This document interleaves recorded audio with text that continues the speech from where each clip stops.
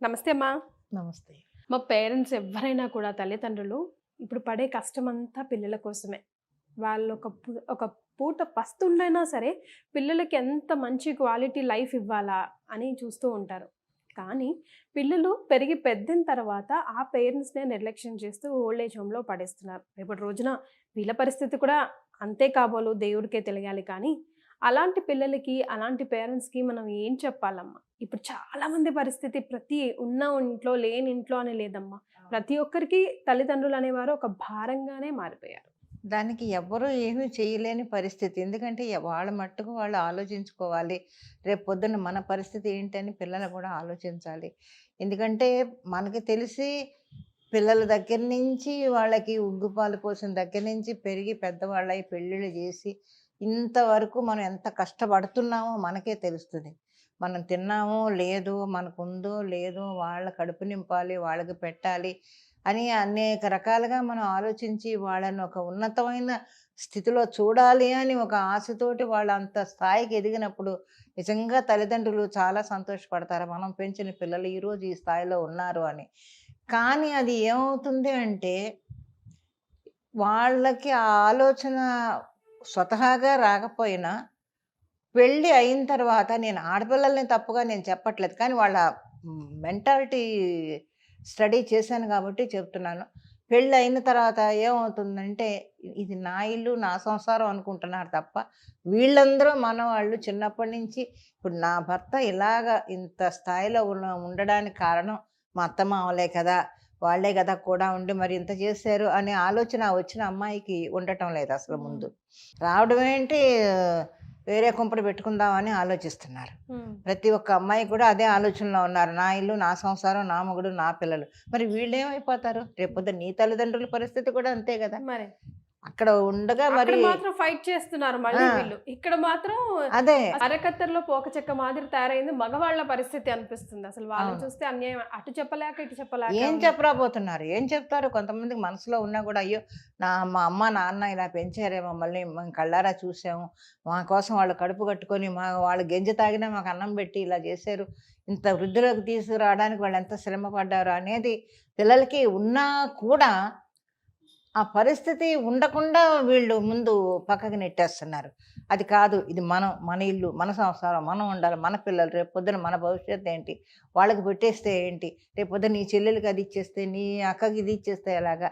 రేపు మన పరిస్థితి ఏంటనేది ముందు వీళ్ళు రేపు నీ ఇంట్లో నీకు అదే పరిస్థితి. అదే కదమ్మా! మరి నీ తల్లిదండ్రులకి ఇంట్లో అత్తమామలకి వాళ్ళు అత్తమామలు అయి ఉంటారు కదా!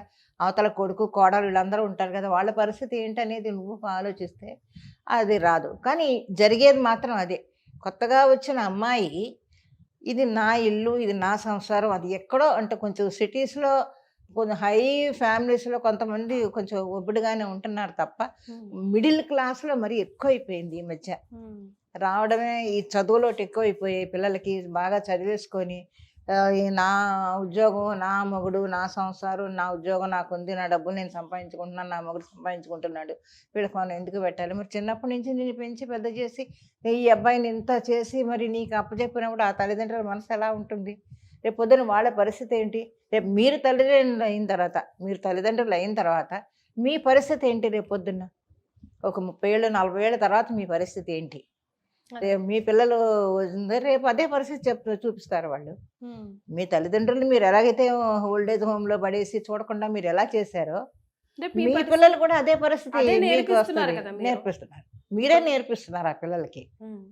చిన్నప్పటి నుంచి ఏం చేయాలంటే వీళ్ళు, పిల్లలు పుట్టిన తర్వాత ఇదిగో మీ నాన్నమ్మ, మీ అమ్మమ్మ, మీ తాతయ్య లేదా ఇగో మీ అత్త అని వీళ్ళు గనక దగ్గరుండి చెప్పి, వాళ్ళతో పాటు ఎంత ప్రేమగా ఉండగలిగితే ఉంచాలి. ఈ పెద్దవాళ్ళు ముందు వాళ్ళతో ప్రేమగా ఉంచాలి. ఆ పెద్దవాళ్ళ దగ్గర ప్రేమతో పెరగనివ్వాలి. వాళ్ళు చెప్పే మంచి మంచి కథలు గానీ, మాటలు గానీ వీళ్ళు వినేలాగా చెయ్యాలి.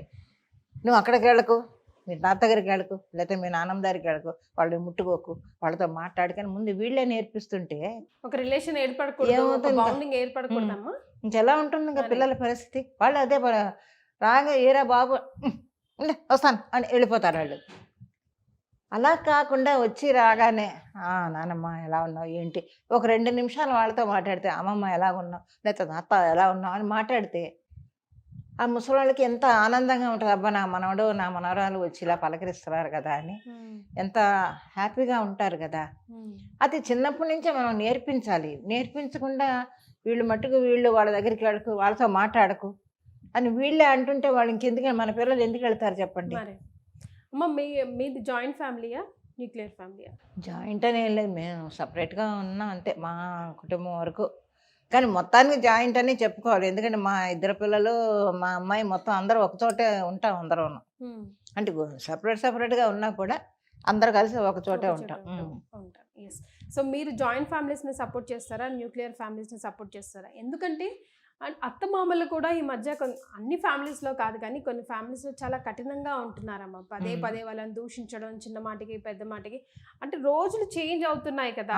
ఇప్పుడు ఆడపిల్లలు కూడా చాలా మంది ఎడ్యుకేటెడ్ ఉన్నారు. నేను ఎందుకు పడాలి అనే ఆలోచన వస్తుంది, నేను సంపాదిస్తున్నానే అనే ఆలోచన వస్తుంది కదా.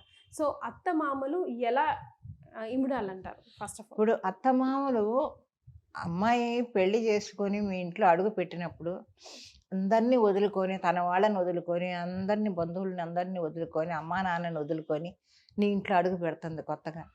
అటువంటి అమ్మాయిని నువ్వు ఆదరంగా ఎంతో ప్రేమగా చూసుకుంటే ఆ పిల్లకి నీ మీద ప్రేమ ఉంటుంది.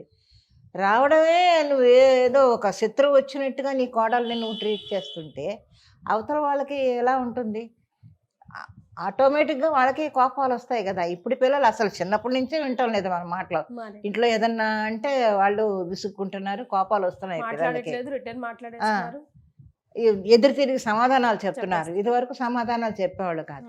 మరి అటువంటప్పుడు నువ్వు కొత్తగా పెళ్ళయి వచ్చిన అమ్మాయిని రా అమ్మా అని చెప్పి, ఇది నీ ఇల్లు, నీ సంసారం, మనందరం ఒకటే అన్న ఫీలింగ్ ముందు ఆ పిల్లకి కలిగేలాగా చేస్తే తప్పకుండా ఆ కుటుంబం బాగుంటుంది. ఎంత ఇండివిజువల్‌గా ఉన్నా కూడా ఒక అందరి మధ్య ఉన్నప్పుడు ఆ దారి వేరు. నలుగురు ఉన్నారనుకో, నలుగురు కుటుంబాలతోటి ఫ్యామిలీ ఉంటే చాలా కాంప్రమైజ్, పేషెన్స్ ఉండాలి. వాళ్ళు చూసే ఇది కానీ వాళ్ళు ఇప్పుడు గబుకు నువ్వు బయటికి వెళ్ళావు, ఇంట్లో ఎవరో ఇద్దరు ముగ్గురు ఉన్నారు, వాళ్ళు చక్కగా చూసుకుంటారు నీ పిల్లల్ని. నువ్వు వచ్చేటప్పుడు ఏదైనా చేసి పెడతారు, నువ్వు లేవు అని వాళ్ళు ఫీల్ అవ్వరు. అలా కాకుండా ఇది నా ఇల్లు, నా సంసారం, నా పిల్లలు, నా మొగుడు, వాళ్ళెవరో మాకు సంబంధం లేదు అన్నట్టు నువ్వు చేస్తే వాళ్ళు అలాగే ప్రవర్తిస్తారు. కానీ వచ్చే అమ్మాయిని అత్తమామలు ముందు ప్రేమగా చూసుకోవాలి. ప్రేమగా చూసుకొని వాళ్ళు ఎక్కడికన్నా వెళ్తున్నారు, కొత్తగా పెళ్ళయి వచ్చారు దంపతులు, మేము ఎక్కడికన్నా వెళ్తాం, వెళ్ళిరండి మీరు అలా బయటకు వెళ్ళండి, సాయంత్రం షికారుకి వెళ్ళండి, సినిమాకి వెళ్ళండి, లేకపోతే ఎక్కడికన్నా వెళ్ళండి అని చెప్పాలి. వాళ్ళు వెళ్తుంటే అదిగో వచ్చింది తీసుకుపోతుంది మా అబ్బాయిని అని ఈవిడ అనకూడదు. అలాగనే వాళ్ళు చాలామంది ఉన్నారు, మమ్మల్ని పిలవలేదు, వాళ్ళిద్దరి మధ్య మనం ఎందుకు? భార్యాభర్తలు కొత్తగా పెళ్ళి వాళ్ళు వెళ్తున్నారు, వాళ్ళిద్దరి మధ్య మనం ఎందుకు వెళ్ళాలి అనే ఆలోచన ఎవరికి ఉండటం లేదు. సో అలాంటివన్నీ మానేసి ఆ వచ్చిన అమ్మాయిని ఆదరంగా చూసుకుని మనలో కలుపుకునేలాగా మనం కనుక ప్రవర్తిస్తే తప్పకుండా ఆ కుటుంబం బాగుంటుంది. ఒకరోజు కాకపోయినా ఇంకో రోజైనా వాళ్ళలో మార్పు వస్తుంది, రాదని అనడానికి లేదు. ఎస్, ఈ రోజు మనం పేరెంట్స్ ఏమో, కానీ రేపటి రోజున మనం కూడా అత్త మామ అంతే, మనకు కూడా ఓల్డ్ ఏజ్ వస్తుంది, మన పరిస్థితి అలాగే ఉంటే ఏంటి పరిస్థితి అని ఒక్క సెకండ్ ప్రతి ఒక్కళ్ళు ఆలోచించాలి. ఇప్పుడు పిల్లలు ప్రతి ఒక్కళ్ళు కూడా రేపు పొద్దున మన పరిస్థితి ఏమిటి, ఈ ఏజ్ వచ్చేటప్పుడు మనం ఎలా ఉంటాం, మన పిల్లలు ఎలా ఉంటారు అనేది ఆలోచిస్తే ఆ ముందు జాగ్రత్తతోటి ఇప్పటి నుంచే వీళ్ళని జాగ్రత్తగా చూసుకుంటారు. కరెక్ట్. వెల్ సెడ్ అమ్మా. థాంక్యూ.